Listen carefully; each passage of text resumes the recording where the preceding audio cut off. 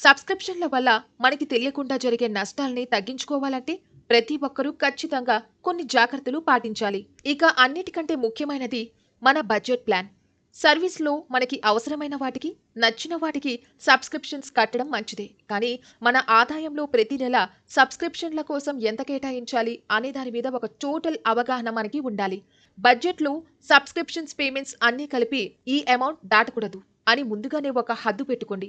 ఎన్ని కొత్త సర్వీస్‌లు మీ కళ్ళ ముందుకి వచ్చినా ముందుగా మీరు పెట్టుకున్న ఆ లిమిట్‌కి మించి ఎట్టి పరిస్థితుల్లోనూ ఎక్కువ కమిట్ కాకండి. ఒకవేళ ఒక కొత్త సబ్స్క్రిప్షన్ ముఖ్యమనిపిస్తే అంతకుముందు చేసిన వేరే పాత సబ్స్క్రిప్షన్ ఒకటి క్యాన్సిల్ చేయండి. దాని స్థానంలో కొత్తది తీసుకోండి. ఇది సేఫ్ పద్ధతి. అసలు మనం నెల నెలా కడుతున్న సబ్స్క్రిప్షన్స్ ఎన్ని, ఏవి అన్నది మనకి క్లియర్‌గా గుర్తుంటే నష్టపోయే అవకాశాలు తక్కువగా ఉంటాయి. మనం కట్టిన సబ్స్క్రిప్షన్స్‌లో ముఖ్యం అనిపించినా వాడనివి కొన్ని ఎప్పుడూ ఉంటాయి. వాటిని తెలివితో గుర్తించి ఎప్పటికప్పుడు క్యాన్సిల్ చేయాలి. ఇలా చేస్తూ పోతే సబ్స్క్రిప్షన్స్ అనేవి బర్డెన్ కావు. ఈ డిజిటల్ యుగంలో మనని దోచుకునే మార్గాలు ఎన్నో పెరిగాయి. కళ్ళ ముందు కనిపించే ప్రతి ఆఫర్‌కి అట్రాక్ట్ అయిపోతే బడ్జెట్ గల్లంతైపోతుంది. కనిపించే సర్వీసుల్లో, ఆఫర్స్‌లో నిజంగా మనకి ఏది అత్యంత అవసరమో తెలుసుకోవాలి.